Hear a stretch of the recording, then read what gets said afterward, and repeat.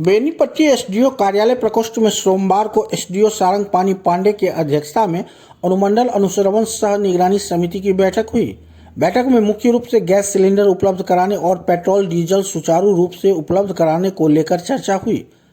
बैठक के दौरान एसडीओ सारंग पानी पांडे ने सभी गैस एजेंसी संचालक को सख्त हिदायत देते हुए कहा कि उपभोक्ताओं को गैस समय पर उपलब्ध कराएं, इसमें लापरवाही सहन नहीं होगी। वहीं आपूर्ति के साथ यह भी सुनिश्चित करें कि उपभोक्ताओं का ई-केवाईसी भी हो जाए, इसकी भी व्यवस्था करें। सीपीआई नेता आनंद झा और जेडीयू नेता बचनू मंडल ने गैस एजेंसी द्वारा फोन नहीं उठाने की शिकायत की गई, जिस पर एसडीओ ने सभी संचालकों को फोन उठाने और समस्या के निदान पर ध्यान देने को कहा। जिला परिषद सदस्य लक्ष्मी कुमारी और नसीमा प्रवीण के द्वारा सहारघाट, मधवापुर और लरुगामा एजेंसी से वितरण व्यवस्था में सुधार लाने की मांग की गई। राजद नेता विजय यादव ने गैस एजेंसी पर एक टीम बनाकर औचक जांच करने की मांग की।